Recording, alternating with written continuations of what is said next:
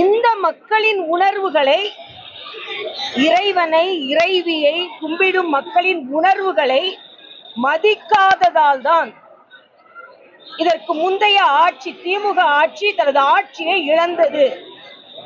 ஆக இந்த மக்களின் உள்ளு உணர்வை, இறை உணர்வை ஏதோ மதக்கலவரம் போல சித்தரிப்பதை நாங்கள் ஒருபோதும் ஏற்றுக்கொள்ள மாட்டோம்.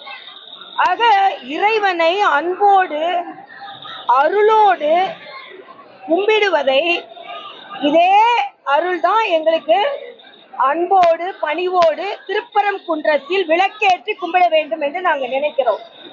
ஆனா தமிழ்நாட்டில் உள்ள மின்சாரத்துறை அமைச்சர் நிர்மல் குமார் அவர்கள் நேற்று 2 வருஷத்துக்கு முன்னால இருக்கிற நிலையே தொடரும், நாங்க விளக்கேற்ற விடமாட்டோம் என்று சொல்லி இருக்கிறார்.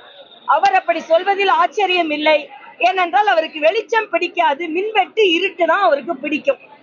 அதனால இந்த எங்களால் நிச்சயமாக ஒத்துக்கொள்ள முடியாது. வழக்காடு மன்றத்திலேயே இந்த சாமானிய மக்களின் உணர்வுகளுக்கு, இந்த ஏழை பக்தர்களின் உணர்வுகளுக்கு, இந்த உறுதியான பக்தர்களின் உணர்வுகளுக்கு மதிப்பளித்து அங்கே விளக்கேற்ற வேண்டும் என்று தீர்ப்பு வந்ததற்கு பின்பும் நாங்கள் விளக்கேற்ற அனுமதிக்க மாட்டோம் என்று சொல்வது ஆணவத்தின் வெளிப்பாடு.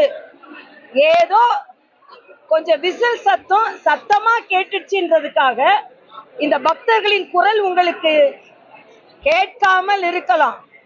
ஆனா இந்த பக்தர்களின் குரல் உங்க விசில் சத்தத்தை விட உறுதியானது, உறக்கமானது, உறுதியானது, வலிமையானது.